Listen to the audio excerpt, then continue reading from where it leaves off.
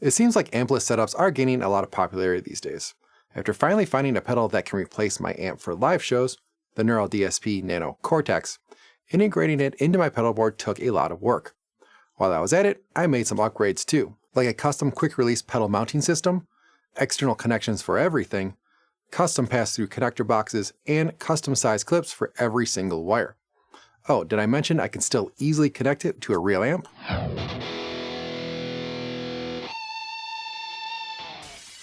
Without wasting time on a boring backstory, let's just jump right into this puppy. This board wasn't built from the ground up, but the skeleton is the Fat 3 from Pedalpad. I bought this board back in 2016, and while it has seen a few minor variations, not a whole lot has changed. In fact, I did a video of that board about 7 years ago. One of my favorite features is the Pedalboard is the bottom half of the case. The lid has breakaway hinges, so all you have to do is set the board down and take the lid off. You don't have to fuss with taking anything out of a box. The board has two surfaces for pedals, the top pedal deck, which lifts up to reveal the additional lower compartment. The pedal deck is about 26.5 inches wide by 16.5 inches deep.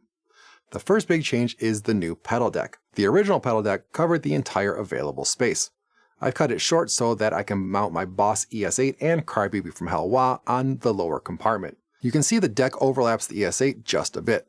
This ends up giving me a little more space because now all the connectors for the ES8 are under the deck where there is plenty of space. I wanted the wah on the lower deck as well because the original deck was angled and that made using the wah uncomfortable. My Digitech Freakout is also on the lower compartment because it didn't make sense to extend the pedal deck in that area and the pedal fit. You might notice there is no Velcro on the pedal deck. All but one pedal on the deck is mounted using a quick release locking system that I designed and 3D printed. The system consists of a plate that is mounted to the pedal using existing mounting holes and a base plate that is secured to the pedal deck using wood screws. They simply slide together and lock into place. Pressing in the tab releases the pedal. It simplifies laying out, mounting, and removing the pedals. I'm considering either selling the prints or maybe just selling the models. What do you guys think? Since there are no bottom mounting holes for the Source Audio EQ2 or Digitech Freakout, I made clip-in mounting brackets which hold the pedals in place and still give me the option to remove them with very little effort. I still use Velcro for the ES8 and Crybaby from Hell Wah. You might have noticed that the pedal deck is flat and not angled like it used to be. That's because after I laid out and mounted all the pedals, the lid wouldn't close. This is partially due to the additional height of the pedal mounts, which adds just under 1/4 inch in height. But it's also due to the fact that the lid was never tall enough to begin with. I had to push down just a little bit to close the lid and never thought anything of it until I noticed indentations in the lid from it pressing down on the timeline. To counteract that, I tried a couple things like mounting the hinges a little lower, but that prevented me from opening the pedal deck at all because the connectors on the back of my pedals contacted the back wall of the box. I ended up installing offset cabinet hinges and they work perfectly. I did have to make some 3D printed spacers, but now it opens without any issues. I installed 2 cabinet support hinges with 3D printed pivot brackets to hold open the pedal deck. Mounted to the bottom of the pedal deck, I have the Strymon Zumba and Ojai power supplies. Each is mounted with, yet again, custom 3D printed brackets. I was previously using the True Tone One Spot Pro CS12 with the Ojai, but the True Tone didn't have enough high amperage outputs, so I replaced it with the Zuma, which has the added bonus of being able to power the Ojai, so I only need one 120 volt connection. I also added 3D printed custom cable clips designed to fit each cable. You can see them all over the underside of the pedal deck and the lower compartment. They are organized by color. Guitar signal wire is orange, black is power, purple is microphone, and cyan and yellow for MIDI. One color for each different size wire. They pop in pretty easily and I don't need to fuss around with any sort of latching cable clips, plus the cable runs look pretty good. That's one thing I got hammered on in my last pedalboard video. Also on the inside of the lower compartment are 3 pass-through connector boxes, which of course I 3D printed. The left side is for the inputs, the back is for MIDI, and the right is for the outputs. Each box and lid have magnets printed in place so they're easy to access in case I need to get in there. Each box has corresponding connectors on the outside of the case. Looking at the left side, I have a power input with an integrated switch which splits to 2 power connectors on the inside. The XLR and 1/4 inch TS connectors are pass-through for my microphone and wired guitar signal respectively. On the right side are my outputs. The black and orange XLR connector is a pass-through for my microphone. The reason my mic is even integrated into my pedal board is to go through my TalkBox synth. The 1/4-inch connector on the outside is wired to 2 1/4-inch connectors on the inside, which are connected to the volume loop on my ES8. This way I can use a stereo splitter to either connect an additional pedal or connect to an amp and its corresponding effects loop via the 4-channel method. The other 1/4-inch connector is a pass-through for the output from the ES8. If I'm connecting to an amp with an effects loop, this output would go to the amp effects return. I told you I could still connect to an amp. Finally, the second XLR connector is a balanced DI output from the output of the ES8. No, the ES8 doesn't have a DI output. I gutted one of these Behringer DI 400p boxes I had lying around and wired it directly into my pedal board. It's basically just a transformer and ground lift switch. It's wired to the same ES8 output the external 1/4-inch connector is wired to. But now I have the option of providing the sound guy with a 1/4-inch or XLR connection. The back box is for my MIDI connections. It is split into 2 sections, the split section and the merging section. On the split side, the ES8 MIDI output is split to my Nano Cortex, GT1000 core, and external MIDI connector. The signal from the GT1000 core is transferred to the SY200, then timeline, then EQ2, and finally stops in my wireless MIDI controller. There is a MIDI output on the wireless MIDI controller, but it doesn't let the input signal pass through. And since the Nano Cortex doesn't have a MIDI through connector either, I had to do an additional split. In the merging section of the box, it basically merges the output external MIDI connector and my wireless MIDI controller, and sends those signals to the ES8.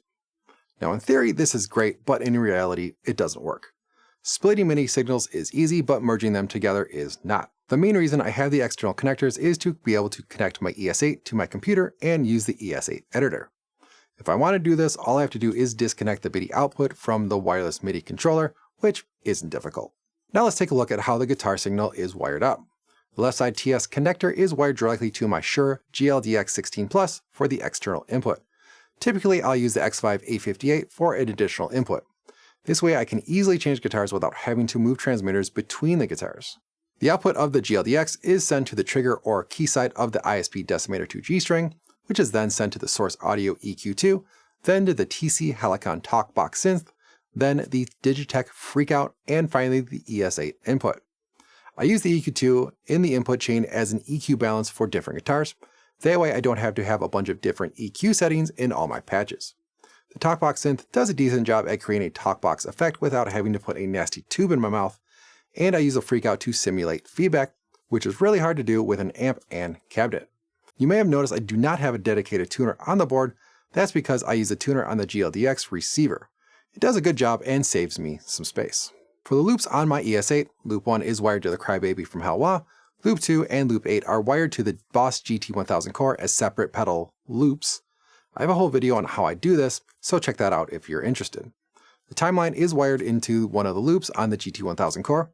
I use the GT1000 core for EQ, modulation, reverb, some special effects, and a slapback delay in parallel with the timeline if I'm using that for a longer delay while I'm soloing. Loop 3 is the Empress Compressor Mark II, loop 4 the SY200, loop 5 the Nano Cortex, loop 6 the gate side of the Decimator 2 G string.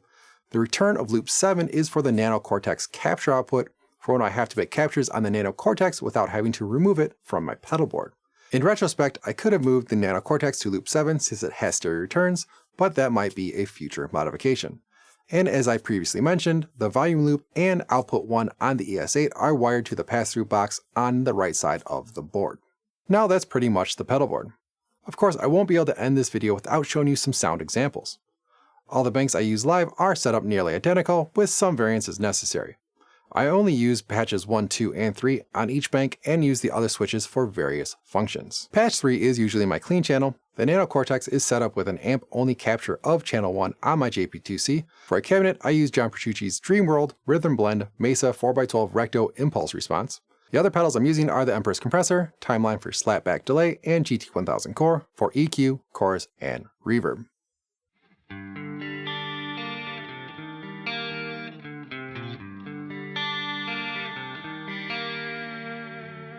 Patch 2 is usually my distorted rhythm channel. Here the Nano Cortex is set up with an amp-only capture of channel 2 on my JP2C with a TS808 in front. I use the same impulse response as my clean channel.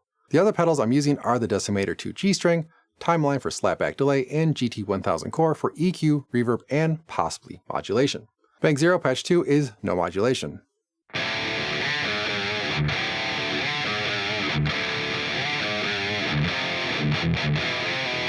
Bank 1 patch 2 is a CE1 chorus.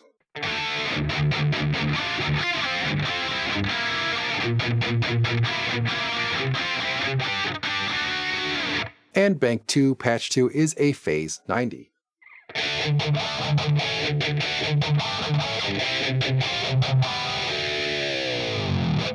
Patch 1 is usually my solo channel. Here the Nano Cortex is set up with an amp-only capture of channel 3 on my JP2C with a TS808 in front. For a cabinet, I use the Dreamworld Lead Blend Mesa 4x12 Recto Impulse Response. The other pedals I'm using are the Crybaby from Hell Wah as necessary, Timeline for long ducking delay, and GT1000 core for EQ, slapback delay, reverb, and modulation if necessary.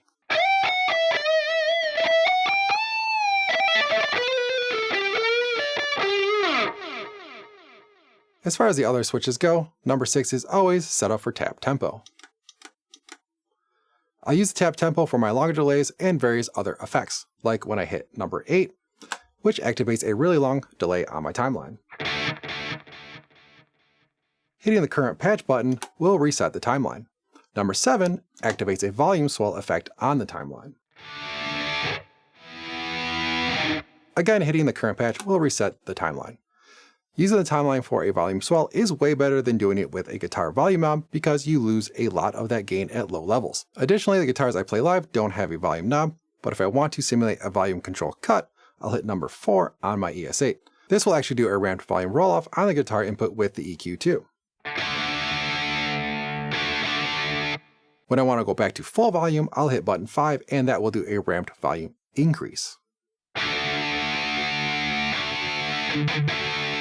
The memory manual, mute, and bank buttons all act as normal. If I want to do a small volume boost with my distorted rhythm patch, I can hit the left button on my GT1000 core, which increases the patch level.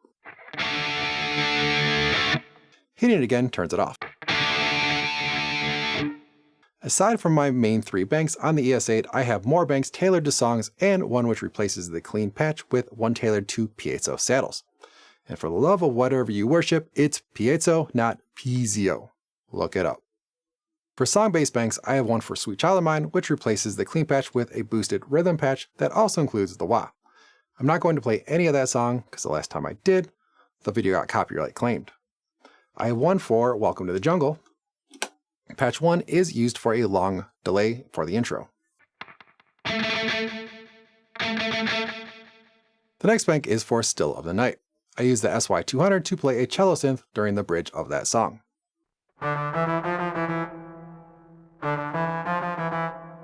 Then we've got Living on a Prayer. Here I use the SY200 to play the swell string intro. I actually only play one note. The note is held by the GT1000 core and put through a couple harmonizers to create the chord. Button 5 on the ES8 is then used to trigger a volume swell. And then the current bank button is used to decrease the volume before I come in with the talk box. Bank 8 is for Def Leppard's Too Late for Love. Patch 3 is replace a lower gain distorted rhythm patch in conjunction with my coil split neck pickup to get that slightly dirty sound during the verses.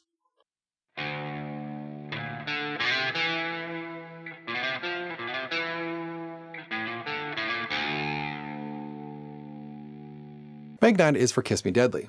I use a string patch on the SY200 for the intro.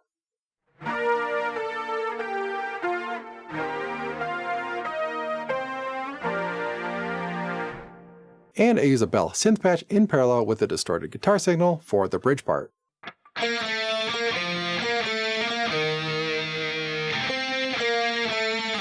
Finally, Bank 10 is for Pull Me Under by Dream Theater. It's just for that specific delay on the clean part.